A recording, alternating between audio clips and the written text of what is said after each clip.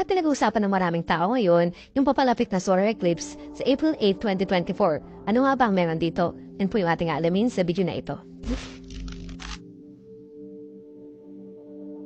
Maraming beses na nangyayari yung solar eclipse sa ating mundo. Pero ano nga ba itong solar eclipse? Ang solar eclipse ay nangyayari kapag ang buwan ay dumadaan sa pagitan ng araw at ng ating mundo. Minsan, hinaharangan lamang ng buwan ang bahagi ng liwanag ng araw. So kapag nangyari yun, ito ay tinatawag na partial solar eclipse. So ibig sabihin, hindi yung buong araw yung tinatakpan ng buwan. Sa ibang pagkakataon naman, hinaharangan ng buwan ang lahat ng liwanag ng araw. So ito naman ay tinatawag na total solar eclipse. So habang hinaharangan ng buwan ang liwanag ng araw, naglalagay ito ng anino sa ating mundo. Lumilikha ng trail ang anino ng buwan habang umiikot ang mundo. Ang trail na ito ay tinatawag na path of totality. So kung gusto mong maranasan yung kabuuang kadiliman sa panahon ng eclipse, kailangan mong magpunta doon sa path of totality. So habang nandun ka sa lugar na yon, napakadilim na parang gabi kapag full moon. Ngayon pagdating ng April 8, 2024, makakaranas ulit ang mundo ng isang total solar eclipse. So mararanasan itong total solar eclipse doon sa Mexico, United States at sa Canada. Magsisimula ang total solar eclipse sa South Pacific Ocean. Kung titignan natin, normal lamang na yung total solar eclipse ay mangyari sa ating mundo. Yan nga po yung sabi ko sa inyo. At maraming beses na nangyari itong total solar eclipse tulad ng pangyayari noong 2017. Meron din po ganyan nangyari sa bansang Amerika. Pero ngayon, bakit parang merong papaiba sa solar eclipse na ito? Ano nga ba yung sinasabi ng mga tao na kakaiba na pwede mangyari pagdating ng total solar eclipse?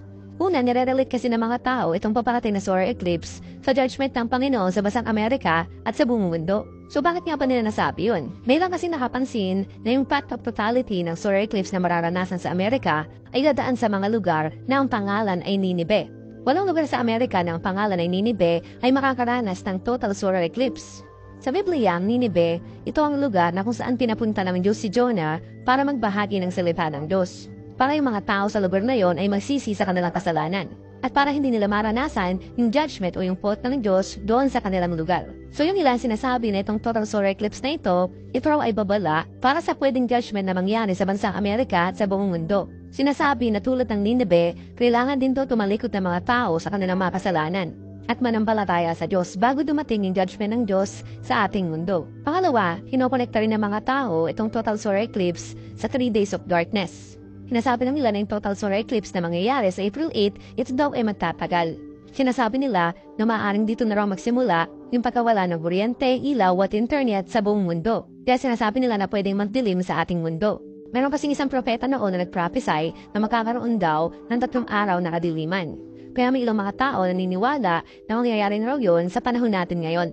Pangatlo, kasabay ng total solar eclipse ang pagdaan ng Devil Comet sa ating mundo. Habang nangyayari yung total solar eclipse sa April 8, dadaan din sa ating mundo yung tinatawag na Devil Comet.